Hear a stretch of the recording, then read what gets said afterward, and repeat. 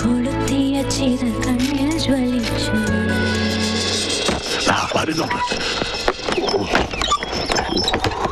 ശിവരാമ, ഏതാ പെണ്ണ്? അരെ എടാ, ആ പെണ്ണ് ഏതാന്ന്? അതോ? അത് പിന്നെ വേറെയാണ്. അത് പൊയ്ക്കോളൂ. ശിവ, സത്യം പറ, ആ കൊച്ചേതാ? സത്യം പറഞ്ഞാ എനിക്കറിയില്ല.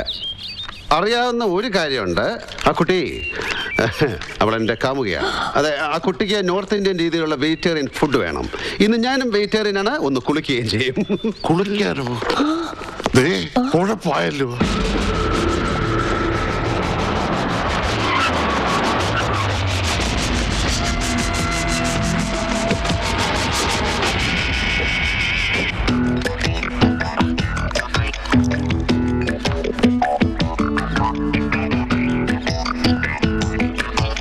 ചേട്ടാ, റോക്സ് വേണം. ആ പെണ്ണിന്റെ വീട്ടുകാർ വന്നിരിക്കുന്നു. അയ്യോ, അവർക്ക് എല്ലാവർക്കും കൂടെ തികയില്ല. ആ പെണ്ണിനെ അങ്ങ് പറഞ്ഞു വിട്ടേക്കാൻ.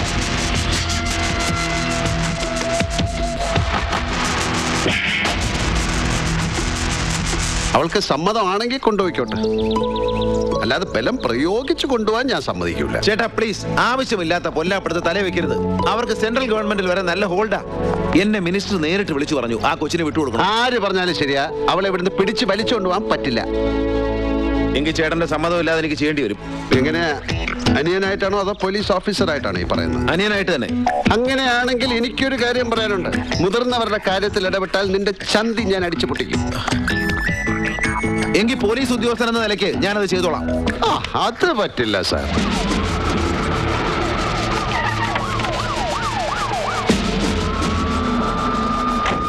ആ കുട്ടി എന്റെ കാമുകയാണ്.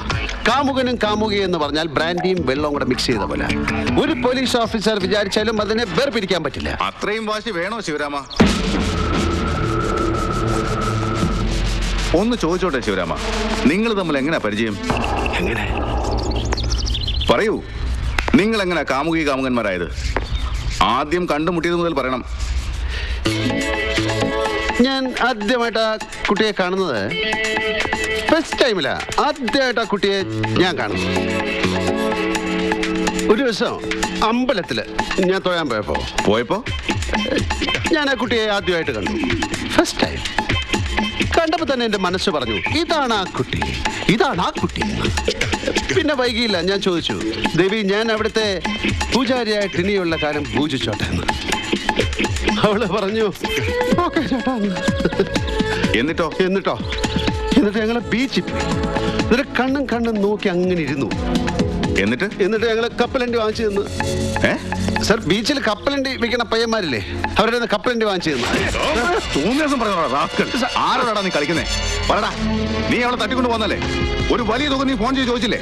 പോലീസ് ഇപ്പിടിയുള്ള ഏത് പണക്കാരും ചെയ്യുന്ന സൂത്രമല്ലേ സാർ?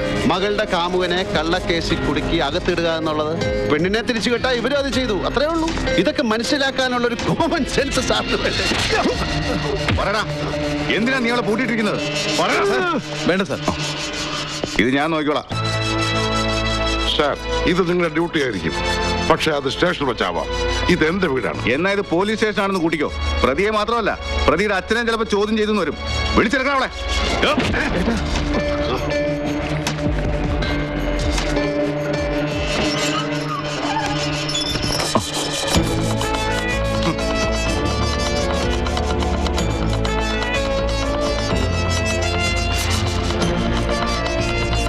കുട്ടി ആരെയും ഭയപ്പെടണ്ട.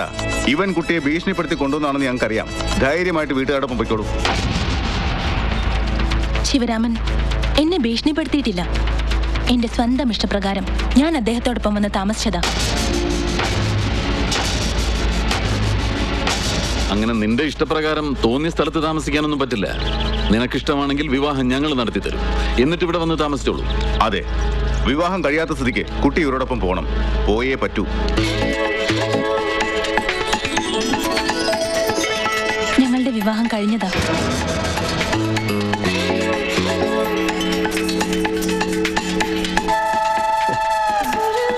അതെ അതെ, ഇന്നലെയായിരുന്നു ഞങ്ങളുടെ കല്യാണം.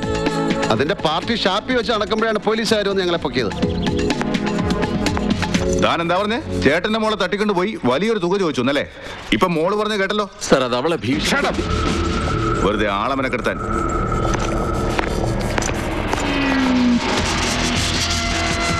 കളിക്കുന്നത് ആരോടാണെന്ന് നിനക്ക് മനസ്സിലായിട്ടില്ല. നീ പ്രതീക്ഷിക്കുന്നതിലും വളരെ വലുതാണ് ഞങ്ങളുടെ ലോകം. നമുക്ക് വിശദമായി ഒന്ന് കൂടാം. അതിനുള്ള ഏർപ്പാട് ഞാൻ ഉണ്ടാക്കുന്നുണ്ട്. ഓക്കെ, നമുക്ക് കൂടാം. എനിക്കങ്ങനെ പ്രത്യേകിച്ച് ബ്രാൻഡൊന്നുമില്ല.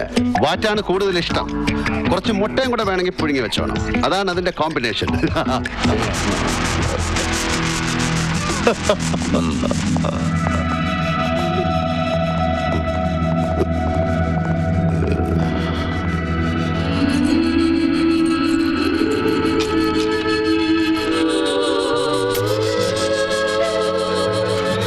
I am sorry.